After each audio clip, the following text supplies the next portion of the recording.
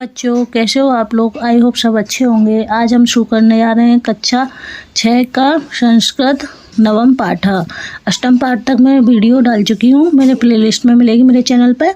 और आज हम नवम पाठ शुरू करेंगे। उज्जैनी दर्शनम यानी कि उज्जैन का दर्शन, पंचमी विभक्ति है। ये चैप्टर आप पढ़ लीजिएगा, फिर हम अब इसके प्रश्नोत्तरों को हल करेंगे। तो एक पदेन उत्तर लिखित, तो एक पद में उत्तर लिखना है। का सर्वदा कस्मात घंटा नाद श्रूयते, सदा ही घंटों की आवाज़ यानी ध्वनि कहाँ से सुनाई देती है। तो महाकाल मंदिरात। यात्रिका कस्मात स्थाना न महत्व जानती, यात्रीगण कहाँ से स्थानों के महत्व को जानते हैं। तो कहाँ से जानते हैं? मार्गदर्शनाकात यानी मार्गदर्शक के द्वारा। केव्य जयघोष निसरती, किन के द्वारा जयघोष निकलते हैं?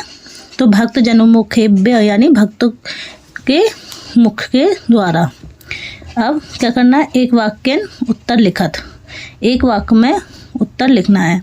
तो ये क्वेश्चन है, इसके ये मैंने लिख लिए हैं, ठीक है। ये प्रश्न उत्तर हैं इसके। तो उज्जैनी कस्मात नगरात पश्चिमी दिशि अस्ति, उज्जैन के पश्चिम दिशा में कौन सा नगर है?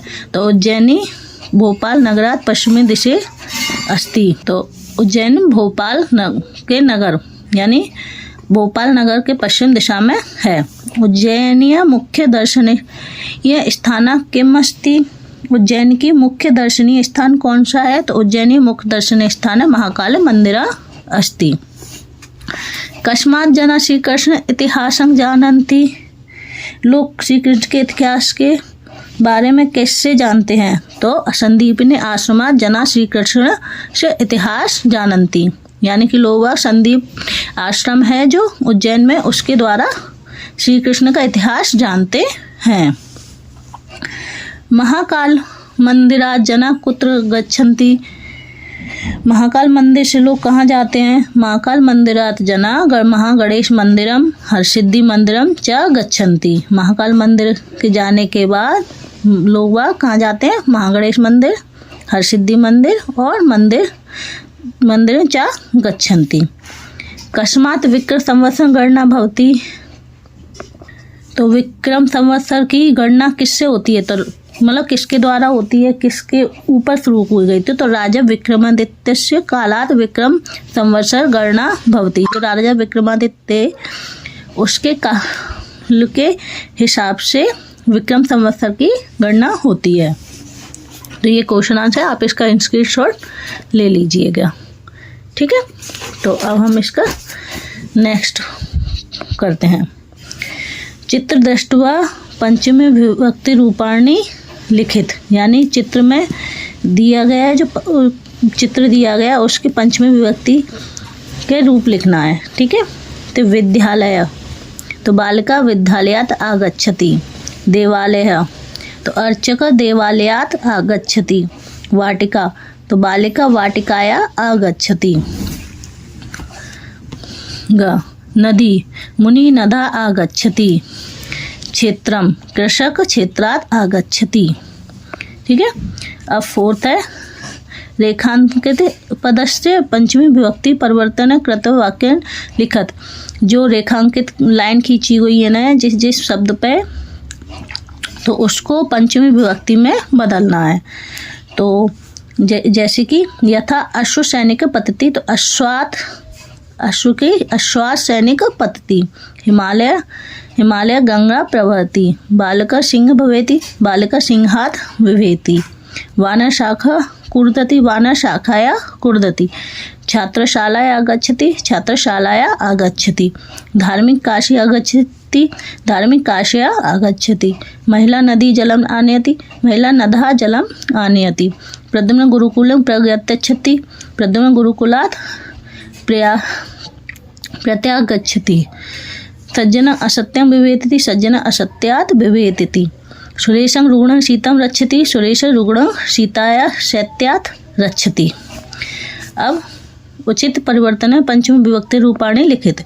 पांचवी विभक्ति में इसको लिखना है, एक वचन, द्विवचन और बहुवचन में। तो जैसे जन का जनात्, जनाभ्यम, जनेभ्य। प्राचीन का प्राचीनात्, प्राचीनाभ्यम, प्राचीनेभ्य। आश्रम, आश्रमात्, आश्रमाभ्यम, आश्रमेभ्य। प्रदेशात्, प्रदेशाभ्यम, प्रदेशेभ्य। विदेशात्, विदेशाभ्यम, विदेशेभ्य। मार्गदर्शकात्, मार्गदर्शकाभ्यम, मार्गदर्शकेभ्य। अब इसको भी लिखना है, जैसे कि यथा नगर, नगरात्, नगराभ्यम, नगरेभ्य। तो मंदिरात्, मंदिराभ्यम, मंदिरेभ्य।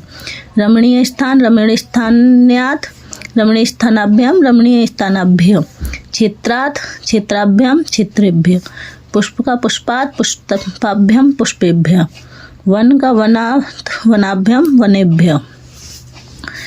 ऐसी शब्द ये दिया, एक वचन, द्विवचन, बहुवचन में सा। बालिका, बालिकाया, बालिकाभ्यम, बालिकाभ्य। तो क्षिप्रा, क्षिप्राभ्य, क्षिप्राभ्यम, क्षिप्राभ्य।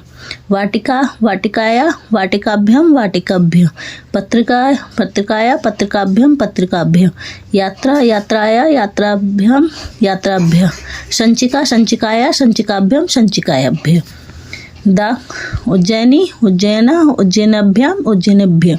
तो नर्तक्या, नर्तकेभ्यः, नर्तकेभ्य। गृहिणेय, गृहिणीभ्यः, गृहिणीभ्यः।